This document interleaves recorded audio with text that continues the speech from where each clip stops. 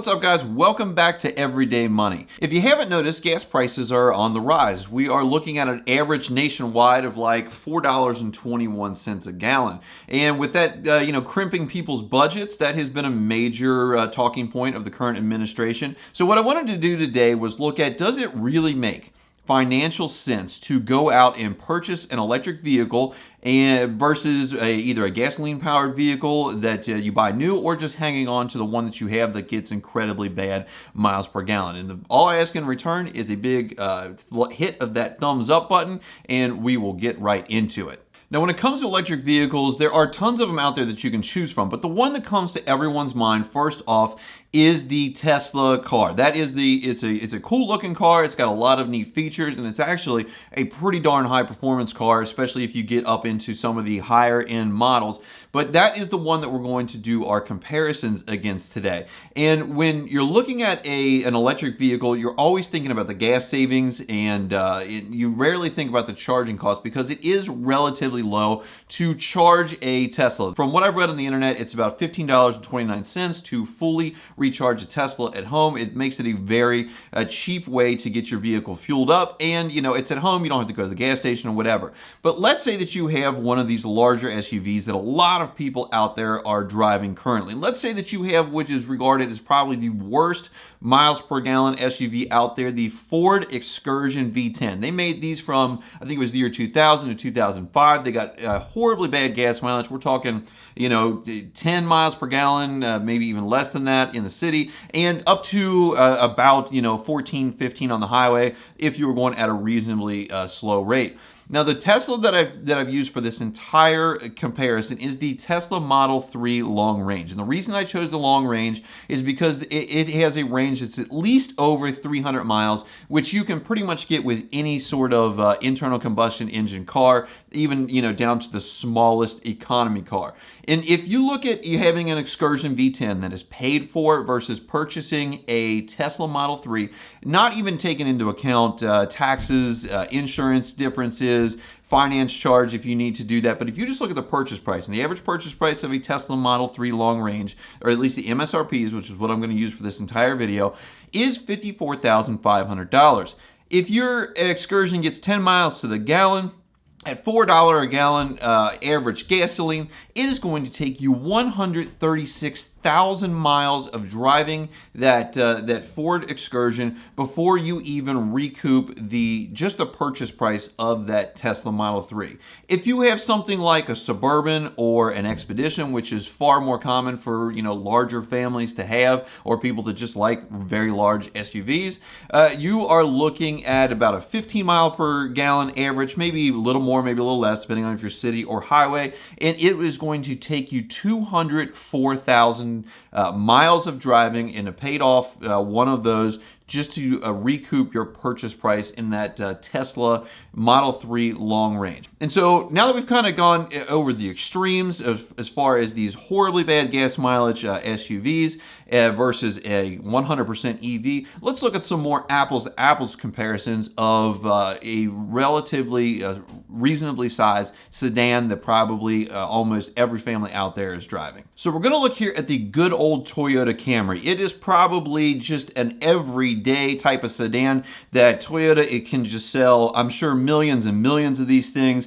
Everyone has them. It's a nice four-door sedan. You can fit the average family in there. And, they're actually pretty sharp looking. And so what I looked at was the Toyota Camry SE, the 2022, MSRPs for about $27,000 and gets about 28 miles per gallon on the highway.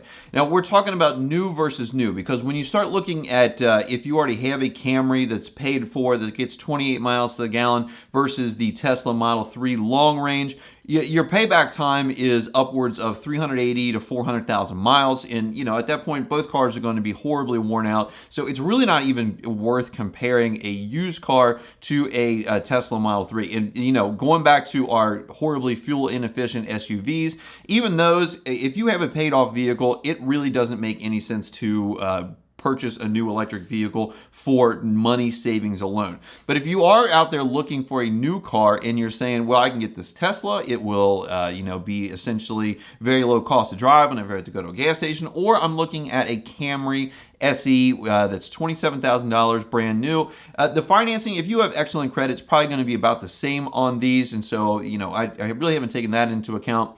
But between the purchase price of the $54,500 Tesla and the $27,000 Camry SE, when you take that into account at $4 a gallon fuel prices in the 28 miles per gallon that the Camry SE is going to get, it is going to take you about 192,500 miles in order to break even on the purchase price alone. And now, again, that doesn't take into account oil changes and other maintenance, spark plugs and things like that you have to do with an internal combustion engine. But we have also basically said that the electricity for charging these Teslas is essentially free. And what I like to do is on these, I just kind of like to use extremes just to show, the biggest difference that could possibly be possible is just paying $4 a gallon for gas or getting free electricity. I don't know, maybe your house is covered in solar panels and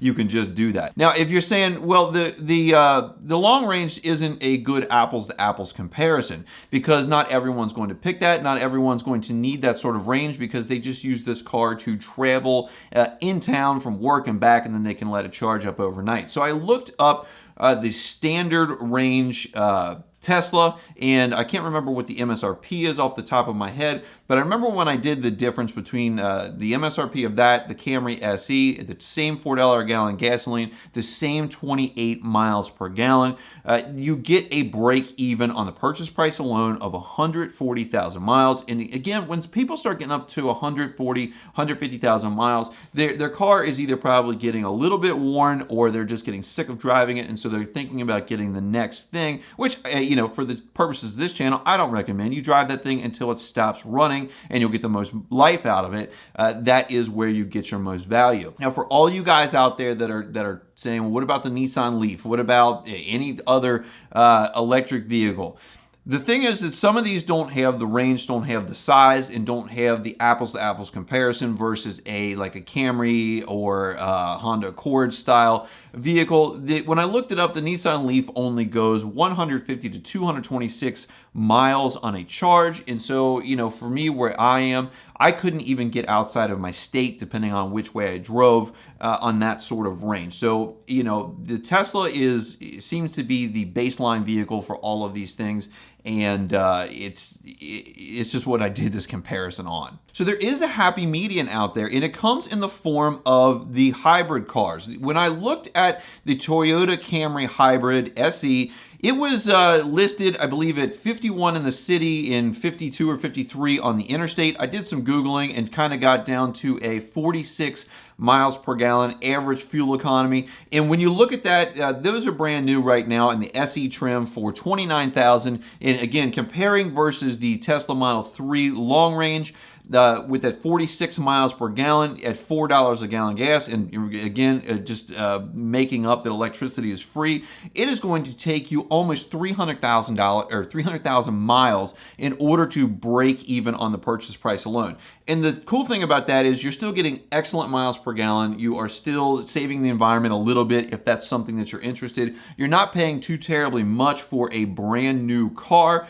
And you get all the benefits of internal combustion. There, you can fill it up in a couple of minutes. You can drive, hundreds of miles without being worried about recharging. There is not a charging station anxiety trying to find something like that. And there will be some place for you to probably fill up in a quick fashion, get back on the road, and get basically all the benefits of internal combustion and the benefits of electrification as far as miles per gallon go. Now, if you guys are out there and you have a paid for used car, almost no matter what miles per gallon it gets, if it is, even at that 10 miles per gallon, it was still going to be 136,000 miles just to break even on the purchase price alone of that Tesla. So if you have something that's paid for, unless you just want the benefits of a brand new car, you want maybe you are motivated by environmental concerns, maybe you like some of the technologies, which there are a lot of cool technologies in EVs.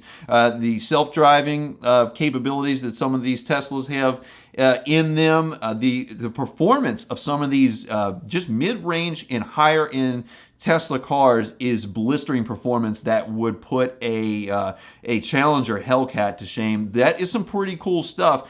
But from just a dollars and cents thing, and with high gas prices, going out and purchasing an electric vehicle to save money, the math just doesn't work out just yet, even if you are looking at new cars versus new cars. So guys, be sure to click some of these links on the screen here. They're going to tell you all about saving money, investing your money, and growing your wealth so that you can just afford to buy whatever car that you want. If you guys haven't subscribed yet, hit the subscribe button down below, hit the notification bell, hit the like button to help me out in the YouTube algorithm. I appreciate you guys watching today, and I'll see you in the next one.